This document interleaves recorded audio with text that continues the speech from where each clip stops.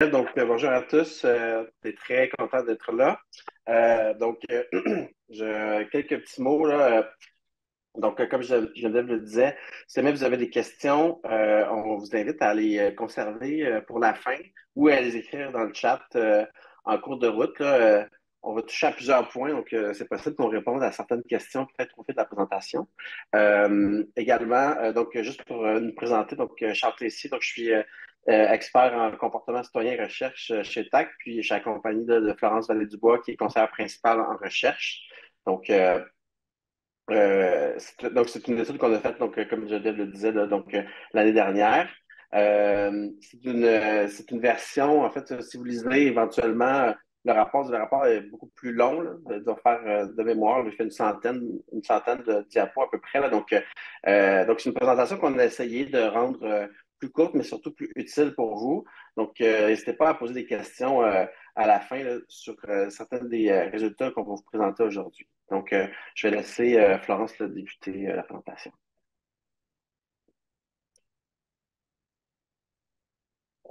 Oui, bonjour. Désolée, petit problème technique de son.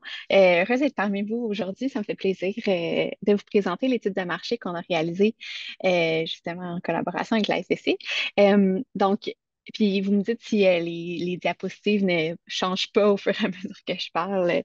N'hésitez pas à m'aviser. Donc, l'objectif vraiment de l'étude de marché, c'était de brosser le portrait, la clientèle du Vieux-Montréal, à la fois les clientèles résidentes, travailleuses, autant que les visiteurs plus ponctuels comme des excursionnistes ou des touristes. Donc, on est allé mesurer l'expérience commerciale des gens dans le quartier, leurs habitudes, leurs attentes, leurs besoins, leur appréciation générale du quartier et leur appréciation de l'expérience commerciale en particulier. On est allé souligner leurs sources d'insatisfaction et d'autres informations là, comme juste leur profil démographique, leur mode de déplacement, leurs sources d'information. Donc, comme Charles le disait, on vous montre aujourd'hui une partie un peu plus succincte de ces résultats-là, mais le rapport global a vraiment beaucoup de choses pour vous à l'intérieur. Donc, pour faire un petit résumé très rapide de où on est allé chercher ces informations-là. Premièrement, un sondage qui a été réalisé sur le terrain l'été dernier. Donc, on a intercepté des gens qui se promenaient dans le quartier, à l'été.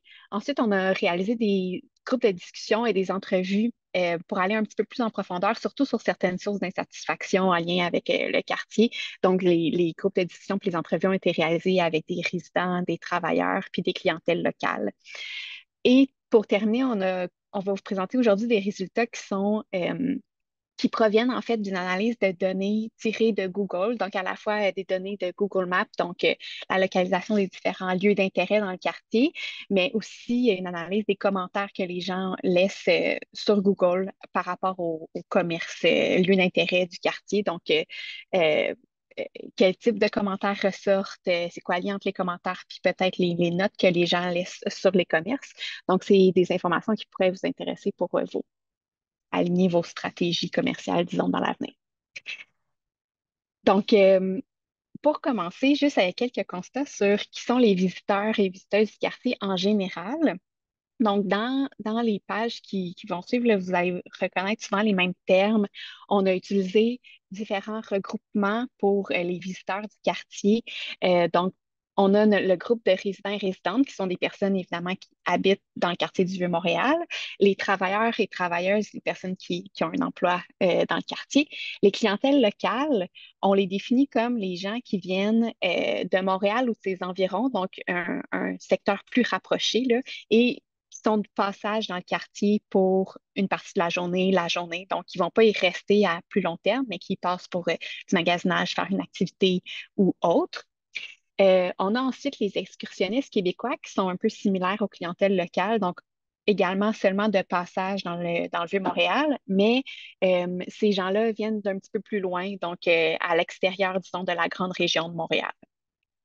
Les excursionnistes de l'étranger, même principe, également juste des passages, ils passent de façon un peu rapide dans le quartier, mais ils viennent d'ailleurs. Donc, par exemple, c'est des gens qui viennent de l'Ontario, des États-Unis et qui résident dans un autre quartier, peut-être pour des vacances. Donc, peut-être qu'ils résident sur le plateau ou dans une autre ville, puis, mais qui sont venus faire une visite rapide pour une partie de la journée ou la journée dans le vieux.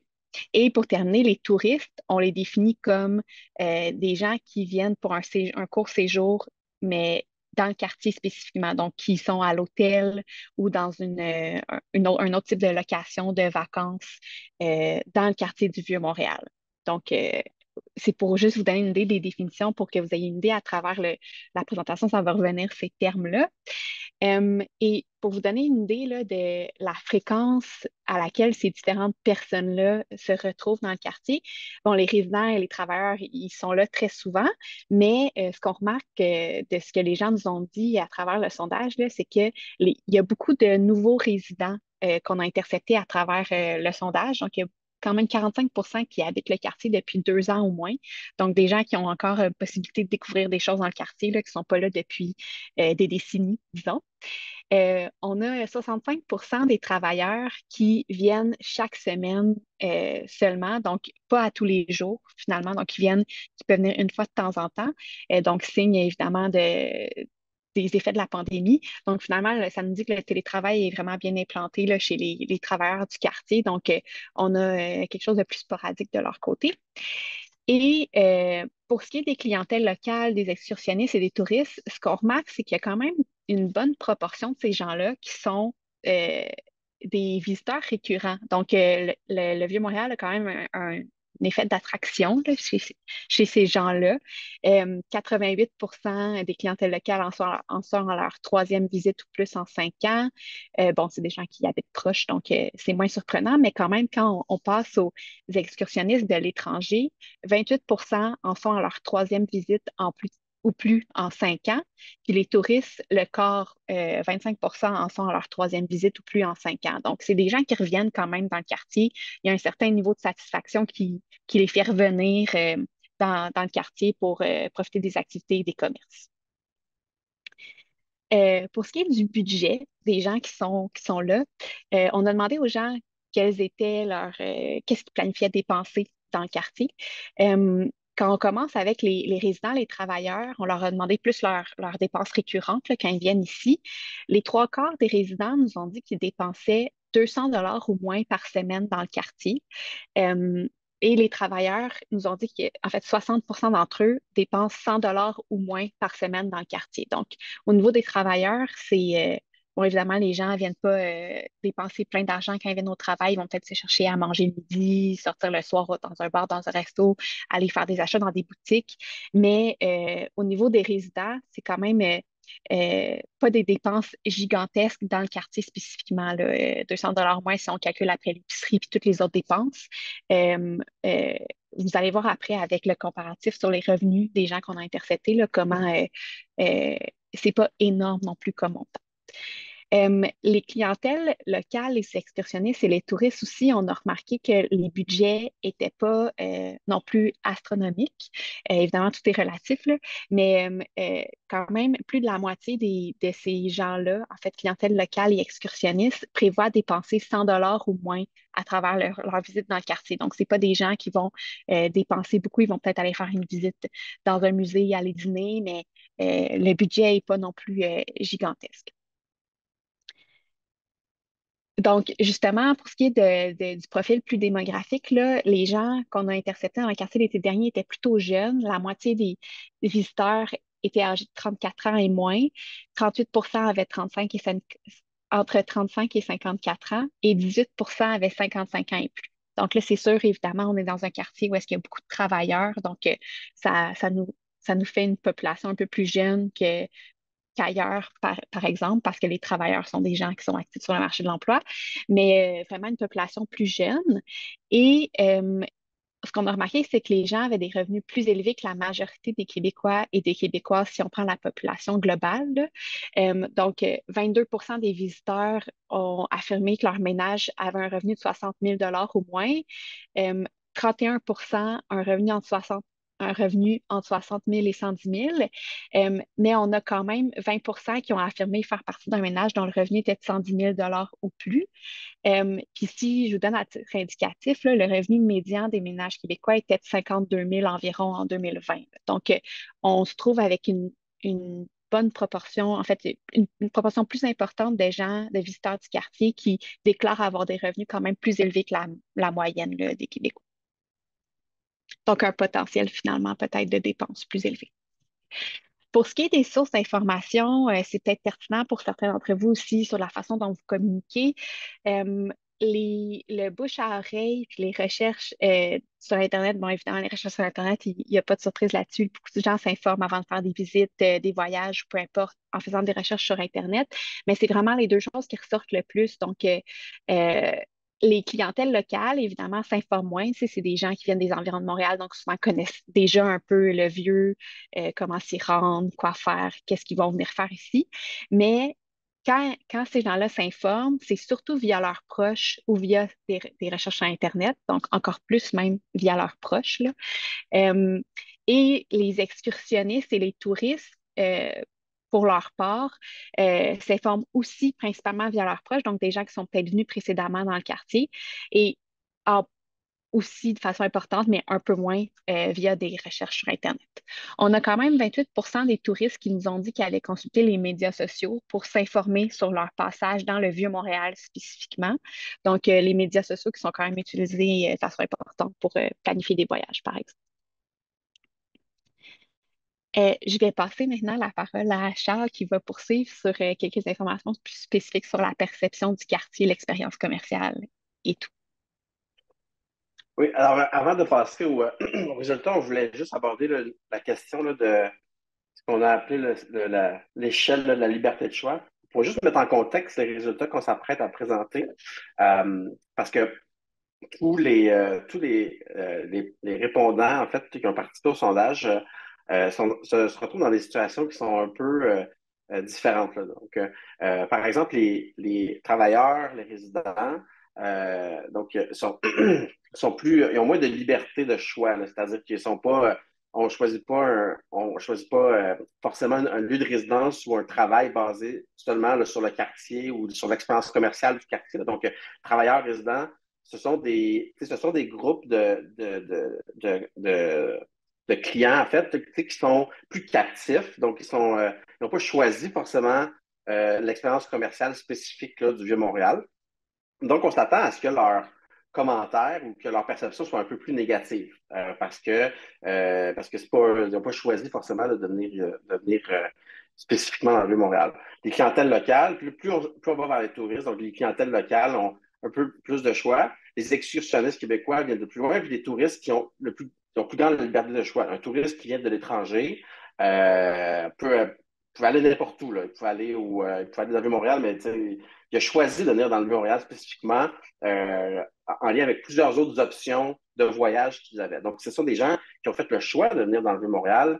Donc, on peut penser. Donc, ces gens-là vont avoir une opinion généralement plus positive de l'expérience commerciale, puis de leur passage dans le Vieux-Montréal. Donc, ça fait en sorte que les points positifs qui sont donnés par les travailleurs, les résidents, ont encore plus de valeur parce que ce sont des gens de qui on s'attend qu'ils soient un peu plus négatifs. Et les points négatifs proviennent des touristes et excursionnistes de l'étranger, ont aussi beaucoup de valeur. Parce que ce sont des gens qui ont choisi de venir dans le Vieux-Montréal plutôt que dans n'importe quelle autre destination, mais leurs points négatifs qui sont abordés par eux ont aussi beaucoup de valeur. Donc, juste pour vous mettre un peu en contexte. Donc, on a posé la question sur leur satisfaction, leur appréciation générale du quartier du Vieux-Montréal sur une échelle là, de 0 à 10. Donc, l'appréciation élevée, là, donc ceux qui ont donné là, entre 8 et 10, au niveau, comme on s'y attend, là, au niveau des résidents travailleurs, c'est à peu près la moitié qui avait une appréciation élevée. Les clientèles locales, 68. Et donc, excursionnistes de l'étranger et les touristes, là, on est très élevé. C'est près de 8 répondants sur 10 là, dans ces catégories-là qui ont dit qu'il y avait une appréciation élevée de leur expérience là, du Vieux-Montréal. Donc, c'est quand même très élevé et c'est très positif. Pour les résidents et les travailleurs, là, l'autre, il y a quand même une proportion importante aussi là, qui peut se situer euh, euh, dans, dans, euh, dans l'appréciation moyenne. Ils ont très peu d'appréciation faible. Euh, Au niveau de l'expérience, au niveau des résidents, au niveau de l'expérience commerciale plus spécifiquement, en fait, les chiffres sont un petit peu plus faibles. Donc, au niveau, donc, ceux qui ont trouvé l'expérience commerciale très satisfaisante, là, c'est 22% pour les résidents, 23% pour les travailleurs, 40% pour les clientèles locales. Et là, on monte à près de 50% là, pour les excursionnistes de l'étranger et les touristes. Donc, c'est quand même un petit peu plus faible. Mais on parle quand même de la tranche là, la plus élevée de satisfaction. L'expérience commerciale qui était moyennement satisfaisante ici, là, qui inclut aussi là, la plupart des autres répondants. Là. Donc, il y avait quand même très, très peu de répondants qui trouvaient l'expérience commerciale qui avait une satisfaction très faible. Donc, c'est une bonne nouvelle, mais c'est un petit peu plus faible. Puis on va revenir d'ailleurs, on va revenir plus loin sur un peu sur les bases en fait de cette opinion-là. On a également demandé s'il y avait, comment ils trouvaient, s'il y avait trouvé qu'il y avait une belle diversité de commerces. Et là-dessus, il y a quand même moins de différence qu'avec les autres questions. Là. Donc, résidents, travailleurs, clientèle locale, touristes, excursionnistes, là, entre 67 et entre 60 et 72 là, qui trouvaient qu'il y avait une belle diversité de commerces. Ceci dit, comme on peut le voir, la diversité de commerce reste quand même quelque chose de très subjectif. Donc, par exemple, là, plusieurs des personnes qui ont été sondées étaient d'avis qu'il manquait, par exemple, de commerce alimentaire et de pharmacie. Donc, que c'était un des manques. Et là, quand on regarde un peu avec les données de Google Maps, là, ces commerces-là, on voit qu'il y en a quand même un certain nombre de commerces alimentaires. Il y a 2 pharmacies également. Donc, à savoir la question, est-ce qu'il manque de commerce alimentaire ou de pharmacie? Je vais vous laisser former votre opinion. Mais parfois, c'est plus une question, en fait, d'affichage, c'est plus une question de connaissance. Donc, c'est seulement que les résidents ou les travailleurs ne connaissent pas toujours l'existence de ces commerces-là et ont l'impression donc qu'il en manque.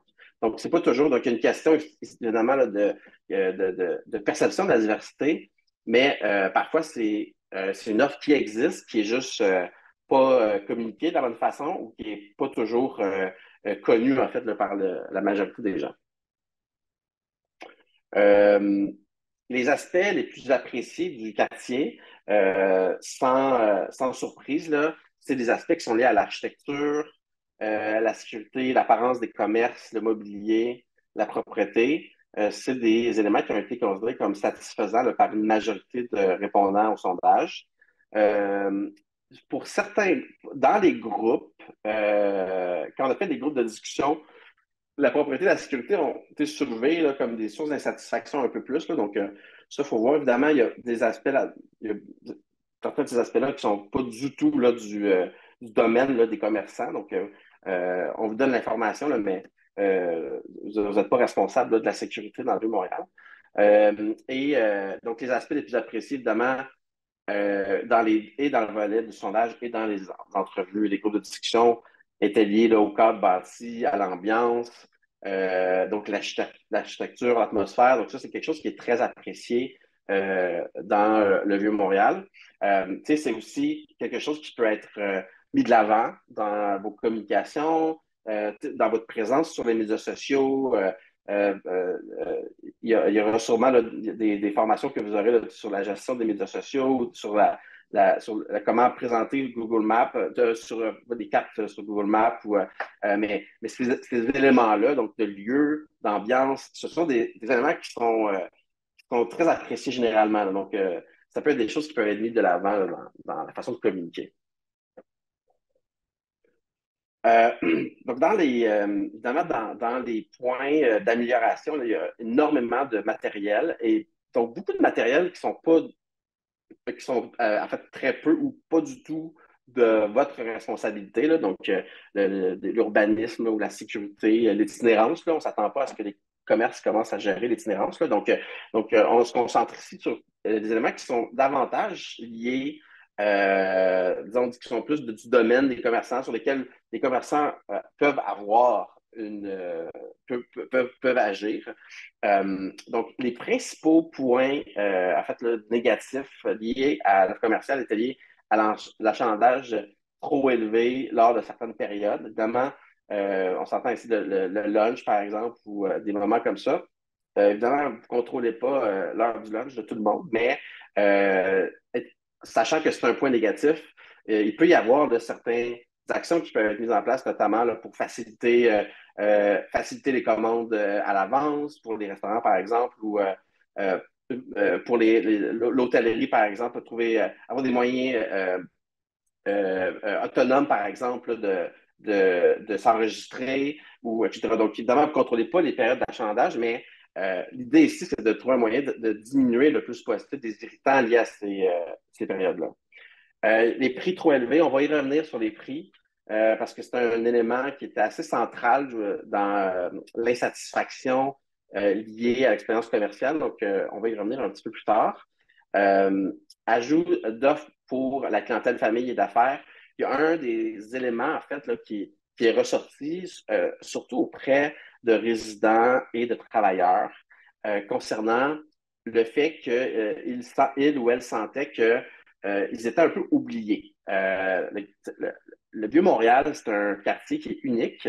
En tout cas, dans la ville de Montréal, il y a plusieurs SDC dans la ville de Montréal, mais le Vieux-Montréal est unique parce que presque, c'est une des seules, ou même peut-être la seule, qui doit gérer en fait à la fois des résidents, des travailleurs, mais aussi des touristes et des excursionnistes. Donc, il y a comme une espèce disons, là, euh, de mariage entre tous ces groupes-là qui n'est pas toujours facile. Un des éléments qui a été mentionné par certains travailleurs puis certains résidents, c'est qu'ils sentaient que l'offre était beaucoup trop associée aux touristes et ils se sentaient un peu délaissés. Donc, évidemment, l'ajout d'offres pour de la clientèle, disons, familiale ou d'affaires, ou peut-être l'affichage de ces offres-là, c'est des offres qui peuvent exister, par exemple, là, mais parfois, c'est une question d'affichage, c'est une question de communication. Donc, faire sentir aux clientèles d'affaires et aux résidents qu'ils ont une place là, dans les commerces,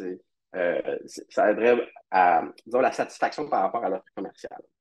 Et ajout de commerce de proximité et d'offres pour la clientèle locale est résidente. C'est un petit peu ce que je disais. On a mis également un des points, l'accessibilité et mobilité là, par rapport à l'enjeu généralisé d'accessibilité universelle des lieux.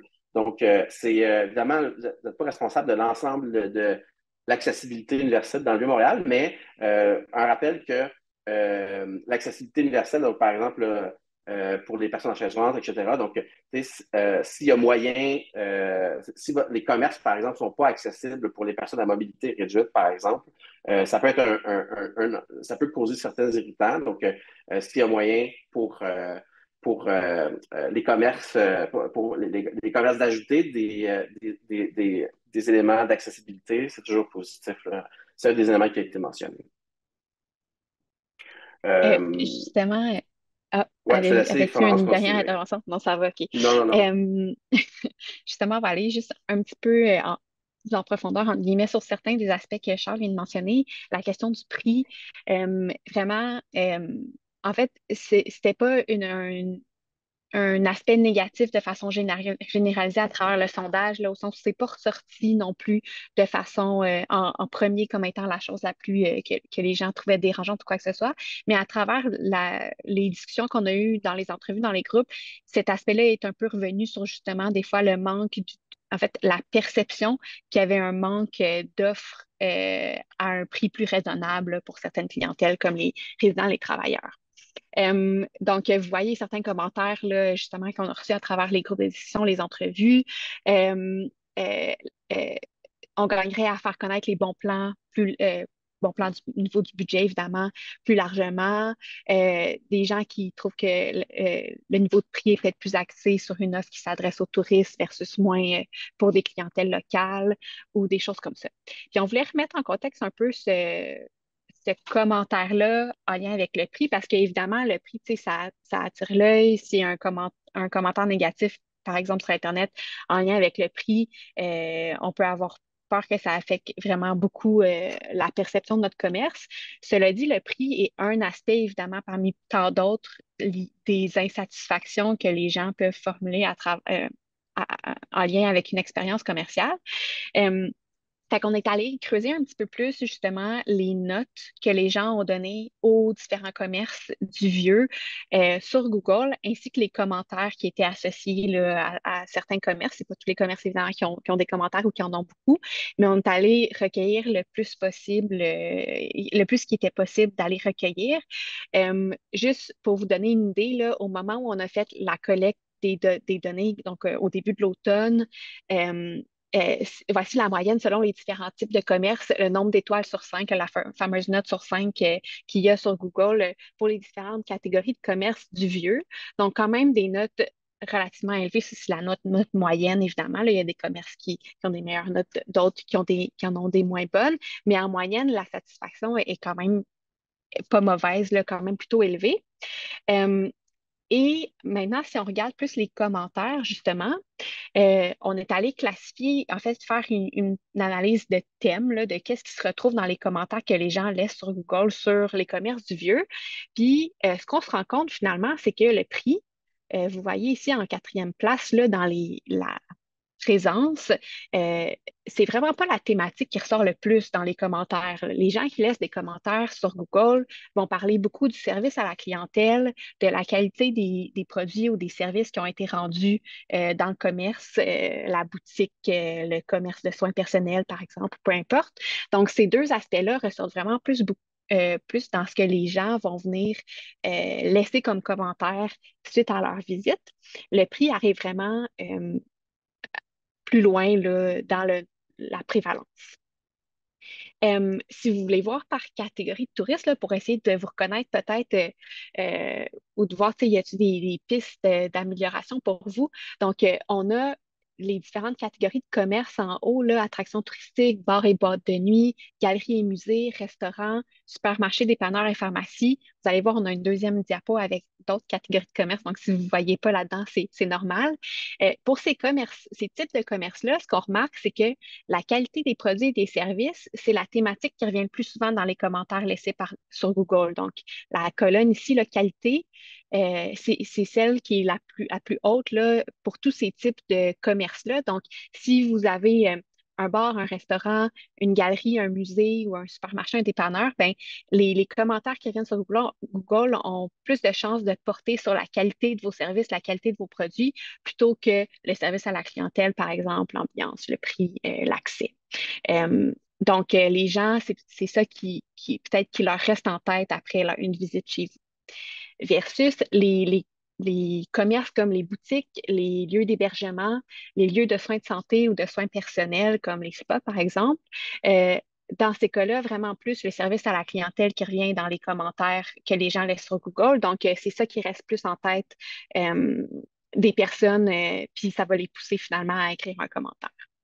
Une chose qui est intéressante, euh, puis je vais vous expliquer l'image ici de façon détaillée, mais ce qu'on remarque finalement, c'est que quand le prix est mentionné dans un commentaire sur Google, le commentaire va être plus négatif qu'un commentaire qui ne mentionne pas le prix. Fait que si quelqu'un euh, prend le temps de mentionner le prix, c'est surtout parce ça va souvent parce que, il va avoir une appréciation moins positive du commerce, ça va avoir affecté plus négativement son appréciation. Versus quand la personne va venir parler du service à la clientèle, c'est soit parce que le service à la clientèle était vraiment bon ou parce que le service à la clientèle était vraiment moins bon parce que on voit qu'il y a pas de lien avec la note qu'il va laisser sur Google finalement pour votre commerce. Donc, quelqu'un qui parle du service à la clientèle dans son commentaire peut autant laisser un 5 sur 5 qu'un 3 sur 5. Donc, le service à la clientèle est vraiment quelque chose en fait, qui pousse les gens à écrire un commentaire, peu importe si c'est positif ou négatif, versus le prix, on va plus souvent tomber dans quelque chose de plus négatif. Donc, finalement, le prix, ce que ça nous dit, là, c'est que le prix, c'est un aspect c'est un aspect important de la satisfaction. C'est pas le seul, mais un- avoir un bon niveau de prix, ça va peut-être pas nécessairement être souligné dans un commentaire versus avoir du bon service à la clientèle. Là, les gens vont peut-être avoir plus tendance à vous laisser un commentaire positif sur Google. Donc, euh, ça remet un peu en contexte finalement l'importance du prix dans l'appréciation. Puis ça nous fait dire aussi qu'une chose importante, c'est que les gens arrivent dans un commerce avec des attentes par rapport au prix. Donc souvent, l'insatisfaction liée au prix va être liée à est-ce que je m'attendais à ce que ça coûte aussi cher que ça ou je m'attendais à ce que le prix soit moins élevé. Puis une personne qui est insatisfaite du prix, c'est probablement parce qu'il y a une inadéquation entre ses attentes puis finalement le prix qui se retrouve euh, euh, auquel elle est confrontée finalement au final. Donc, là-dessus, tu sais, c'est encore un enjeu de communication. Comme Charles mentionnait, si la communication est transparente, puis vous êtes très transparent sur quel est le niveau de prix. Aujourd'hui, les gens s'informent justement beaucoup sur Internet avant de visiter un commerce, donc ils devraient quand même un peu s'attendre au prix que vous allez leur offrir quand ils vont se présenter. Donc, s'il n'y a pas de mauvaise surprise, de choses comme ça, ben, les gens risquent d'être moins insatisfaits, là, finalement.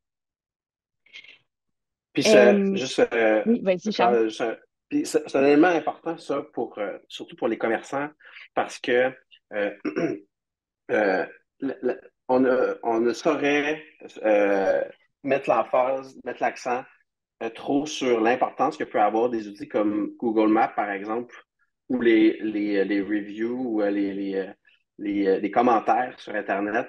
C'est une source d'information très importante pour tout le monde, pour tous les groupes.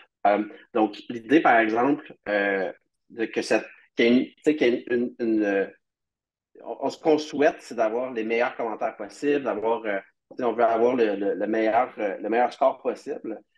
Puis on le sait, et puis quand il y a une adéquation entre les perceptions par rapport au prix et le prix, c'est là où ces commentaires-là sont beaucoup plus souvent négatifs que les autres. Donc, on contrôle, tu sais, les services à la clientèle, on peut essayer, on peut faire ce qu'on peut pour avoir le meilleur service à la clientèle possible. Tu sais, dans un contexte de pénurie de main-d'œuvre, on a moins d'options, on a moins de choix au niveau des employés ou au niveau de. On a moins d'employés sur le terrain, donc c'est parfois plus difficile d'offrir un service parfait à tous les clients ou à tout le monde. Il peut y avoir autant du bon service que du mauvais service. Mais les prix, on le sait que c'est principalement mauvais. Donc, ça aide beaucoup au niveau de la perception sur Internet ou dans ce type-là d'outils-là, avoir une adéquation entre le prix. Si les gens considèrent que ça va être trop cher, ils n'iront pas dans le commerce. De toute façon, ils n'iront pas, fait qu'ils ne donneront pas ils donneront pas de commentaires négatifs par rapport au prix s'ils ne sont pas allés dans le commerce. Mais donc, cette adéquation-là, donc, de tous les moyens à votre disposition, le but ici, c'est pas de dire qu'il faut baisser vos prix. Je veux dire, le monde commercial est un monde qui est avec des petites marges de profit. Donc, c'est pas ça l'objectif. L'objectif, c'est qu'il y ait une adéquation, c'est d'être le plus transparent possible par rapport à ces prix-là pour éviter le plus possible qu'il y ait des gens qui viennent dans le commerce avec une perception différente, le moins possible qu'il y ait une perception différente et qu'ils laissent des commentaires négatifs. Par ailleurs, je vais revenir plus tard, mais des prix, des offres, il y en a pour tous les prix dans le Vieux-Montréal. Là. Donc, je vais y revenir un petit peu plus tard, mais l'idée, c'est juste de bien communiquer. Là. Oui, puis justement, ça nous amène quand même bien au point de la cohabitation, là, une autre source d'insatisfaction qui a été soulevée surtout à travers les entrevues, les groupes de discussion, des visiteurs qui sentent que parfois euh, ils n'ont pas la place qu'ils voudraient avoir, là, euh, surtout dans la haute saison, puis les périodes de pic à travers la journée comme l'heure du midi. Donc, les gens ont mentionné qu'ils apprécieraient s'il y avait des prix plus attractifs pour eux. Ça se ramène à ce que Charles disait. C'est pas nécessairement possible de juste faire un prix spécial pour la clientèle résidente, la clientèle travailleuse, mais si vous avez des offres, par exemple, sur un menu qui, euh, qui sont juste moins connues, qui pourrait convenir à cette clientèle-là, soit au niveau du prix, soit au niveau de la rapidité du service, par exemple, ben, c'est le genre de choses qui peut être mis de l'avant, par exemple, pour satisfaire cette clientèle. Les autres choses qui ont été mentionnées, c'est le désir d'avoir meilleur accès à des stationnements à des coûts raisonnables. Ça aussi, c'est pas nécessairement de votre ressort. Euh, mais sur le point du stationnement, par contre, pour justement fermer ce chapitre-là, là, vous avez ici tu sais, une carte des stationnements sur rue, les stationnements payants euh, disponibles dans le quartier. Euh, fait que les gens disent, on dit que c'était difficile l'accessibilité, la mobilité, ça c'est généralisé partout en Montréal, j'aurais envie de dire, mais il y a certains secteurs quand même du vieux où est-ce que c'est plus difficile. Il y a moins de stationnement sur rue, par exemple, ou quoi que ce soit. Euh, mais une idée de, par exemple, d'affichage, de pointer vers le plus proche stationnement ou des choses comme ça, c'est le genre de choses qui pourraient euh, aider une certaine clientèle à arriver plus facilement à votre commerce, par exemple. Euh, pour mettre ça tout ensemble, en bref, tous les résultats qu'on vous a présentés, en bref, là, une satisfaction généralement très élevée à travers les catégorie de visiteurs, là, on a vraiment une bonne satisfaction envers l'expérience commerciale puis le quartier. Il y avait très peu de sources d'insatisfaction, surtout chez les clientèles touristiques et les excursionnistes. Là-dessus, pas qu'il n'y a pas d'efforts à faire. Là, évidemment, il y a toujours des efforts à faire, mais là-dessus, vraiment très peu de sources de satisfaction qui ont été notées. Les clientèles locales, à la fois résidents, travailleurs, puis clientèle du Grand Montréal, ont soulevé quand même, en fait, se sont dit parfois un peu laissés pour compte là, en termes de certains commerces qui sont manquants, la question des prix, l'enjeu de cohabitation avec les autres visiteurs, puis les enjeux de mobilité. Là-dedans, il y a beaucoup de choses qui relèvent de la perception, évidemment. Là. On n'est rien à les mesurer d'objectifs. Tout ça, c'est des perceptions, ce que les gens nous ont dit, ce qu'ils perçoivent de leur quartier. Donc, il y a puis des perceptions, ça se corrige parfois avec certaines communications, justement. Donc, je n'y reviendrai pas parce qu'on vient de le dire, mais c'est ce qui est ressorti en point 3. Et finalement, en fait, est-ce qu'il y a des solutions, des choses que vous pourriez faire justement pour euh, répondre à cette perception d'être peut-être laissé pour compte parfois? Je vais laisser à Charles le mot de la fin justement sur les solutions pour vous. Peut-être le trois éléments, puis il y aura du temps là, pour avoir des questions puis des discussions par la suite, là, mais tu sais, d'abord s'adresser aux clientèles locales, travailleuses et résidentes. Dans l'objectif de déconstruire la perception que l'offre commerciale du secteur ne s'adresse qu'aux touristes. C'est faux que l'offre commerciale ne s'adresse qu'aux touristes. Il existe une offre commerciale pour les travailleurs et pour les résidents. Tu sais, par exemple, on donne l'exemple des travailleurs, par exemple, là, qui trouvent que les prix des restaurants ou le prix de l'offre alimentaire, par exemple, sont très élevés. Ben il existe de l'offre alimentaire dans toutes les gammes de prix. Là. On peut trouver des sandwichs à 10 dans le Vieux-Montréal, comme on peut manger là, pour des lunchs à 30, à 50 ou plus. Là. Donc, il y a de toutes les gammes de prix. Donc, l'idée, c'est juste que ces endroits-là ne sont pas toujours connus. Parfois, par exemple, il y a certains endroits où il y a une épicerie qui vend aussi des sandwichs, mais c'est pas clairement affiché. Donc, l'offre alimentaire sur le pouce n'est pas affichée. C'est plutôt affiché comme un commerce alimentaire. Donc, des fois, c'est une question d'affichage, c'est une question parfois de bouche à oreille au niveau des clientèles travailleuses et des clientèles locales. C'est souvent du bouche à oreille. Donc, l'idée ici, c'est d'essayer si vous avez une offre commerciale, tu sais, qui peut s'adresser aux résidents et aux travailleurs, de la mettre de l'avant. Parce que c'est clairement un des éléments là, qui causait le plus de friction là, avec ces clientèles-là. Là. Donc, ça peut être des publications sur les réseaux sociaux, l'affichage, la promotion, des services spéciaux. Si vous offrez un lieu, un restaurant, par exemple, qui offre des, euh, des, euh, des lunchs express en moins d'une heure, qui est un service qui peut être très, très attrayant pour des travailleurs, affichez-le. Donc, ça, c'est la première chose. Le deuxième élément aussi, c'est faire valoir la valeur ajouté et le caractère distinctif du restaurant, du bar, de la boutique, mais on peut dire aussi de l'hôtellerie. Donc, pour justifier les prix, les sources d'insatisfaction de certains visiteurs, d'être transparent sur ces prix-là également. Donc, c'est, euh, il y a des raisons pourquoi. Est-ce que c'est plus cher dans le Vieux-Montréal que dans le reste de Montréal? C'est possible, mais il y a des raisons pour ça. Donc, c'est une offre qui est très unique, ce qu'il y a dans le Vieux-Montréal. C'est une offre très distincte. Et donc, souvent les questions de prix sont liées à une incompréhension, souvent, de pourquoi, et sont souvent liées à un problème donc une inadéquation là, entre les attentes et la réalité. C'est vrai aussi pour les touristes, par exemple, qui vont dans l'hôtellerie ou qui vont dans un endroit de soins de santé, par exemple. Là, lorsque ces touristes-là font leur recherche pour savoir où aller, c'est important que les prix qui sont indiqués ou que soient le plus justement possible, en fait, liés au prix final qu'ils vont payer.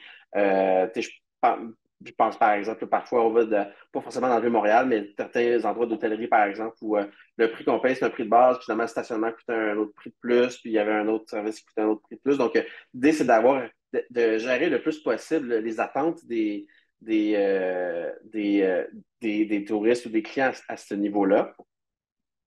Euh, et le troisième élément, qui est aussi donc assurer une bonne identification des commerces, des bureaux d'affaires sur Google Maps ou sur ces outils, des outils de ce type-là. Quand on a fait la collecte de ces données-là, il y avait beaucoup d'endroits, particulièrement dans les bureaux d'affaires, qui étaient mal identifiés sur Google Maps, or que c'est un outil qui est beaucoup utilisé pour trouver des lieux d'intérêt. C'est important de s'assurer que l'identification est bonne et dans la bonne catégorie, que les données qui sont à l'intérieur soient aussi à jour, donc les heures d'ouverture, les photos, le niveau de prix. Donc, ce sont toutes des informations qui sont très importantes, qu'il y ait des belles photos aussi qui soient fournies par le commerce. De ne pas laisser il y a certains commerces parfois où les seules photos qu'ils ont, c'est des photos des clients, des gens qui ajoutent des commentaires, qui ne sont pas toujours des très belles photos. Ce n'est pas tout le monde qui ont le même talent là, pour prendre des photos. Là. De ne pas hésiter à mettre de l'avant visuellement sur ces outils-là votre commerce, l'intérieur du commerce, l'endroit autour. Donc, c'est très, très important. Puis on a été surpris du nombre d'endroits dont les cartes Google là, étaient incomplètes. Donc, c'est vraiment très important. C'est un outil, comme c'est un outil d'information, ça fait partie aussi de cet objectif-là de fournir l'information la plus à jour possible. Là. Rien de pire que de vouloir aller à un endroit qui disait que c'était ouvert, puis finalement, c'était pas ouvert parce qu'il y a des changements. Il y a eu des changements récents dans les heures d'ouverture, etc.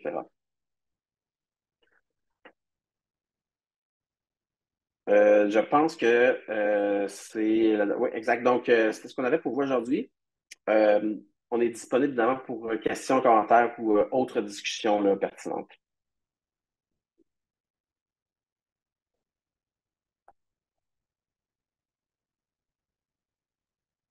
N'hésitez pas là, à utiliser la main levée si vous avez une question ou vraiment juste à prendre la parole, passer par le chat. D'ailleurs, pendant que vous pensez à vos questions, je voulais juste vous aviser que j'ai mis disponible dans le chat les 3 prochains rendez-vous qui sont des formations qui, je pense, sont très pertinentes, justement en lien avec ce qui vient de nous être présenté. Donc, au niveau de la rédaction, du storytelling, comment vous adresser à vos clients potentiels sur les réseaux sociaux via votre site web. La formation Google My Business et Google Maps du 16 avril, qui, je pense, Charles a très, très bien souligné l'importance d'être présent sur cette plateforme-là puis de bien l'exploiter. Et également, le 9 mai, formation stratégie publicitaire sur Facebook et Instagram. Donc, justement, là, pour venir appuyer vos efforts, mettre vos énergies de la bonne façon, dans les bons outils qui vont venir justement venir toucher votre clientèle cible. Donc, ces formations-là sont offertes gratuitement, là, comme celle à laquelle vous venez d'assister. N'hésitez pas à partager l'information aussi avec vos employés. Donc, il n'y a pas de limite d'inscription par entreprise. Euh, Charles et Florence ont mentionné justement les offres par rapport, si vous avez des offres pour des clientèles du quartier, des clientèles locales, donc les résidents, les travailleurs, là, ceux qu'on appelle affectueusement les gens du vieux. À la SDC, on va les inclure dans la refonte de notre site web qui s'en vient à l'automne. C'est aussi des offres que vous pouvez partager sur le groupe Facebook Gens du Vieux. Sinon, d'autres façons de rejoindre ces clientèles-là via les initiatives de la SDC, c'est de venir à nos événements. Euh, dans le fond, on a une prochaine sortie Jean du Vieux à la fin du mois d'avril. Il y a la soirée District Party aussi qui va regrouper 700 invités justement parmi les travailleurs et les résidents du quartier. Donc, c'est des événements auxquels vous pouvez assister gratuitement. Puis venez vraiment tirer votre épingle du jeu, puis rencontrer ces clientèles-là, faire découvrir votre offre. Puis, oui, je m'étais pris une note aussi de vous rappeler qu'il y a une médiathèque et une banque d'images qui est disponible gratuitement aux entreprises du quartier. Donc, c'est via notre site web là, sous Info Entrepreneur, vos ressources, médiathèque. Vous avez accès à des images professionnelles du quartier, cadre bâti, l'ambiance, été, automne, printemps, hiver. Donc, c'est des images que vous pouvez utiliser de façon éditoriale là, dans vos publications sur les réseaux sociaux, vos infolettes, des choses comme ça. Donc, c'était mon petit message. Donc, je ne sais pas si, après tout cela, vous avez des questions. Florence et Charles sont là pour vous encore jusqu'à 13 heures.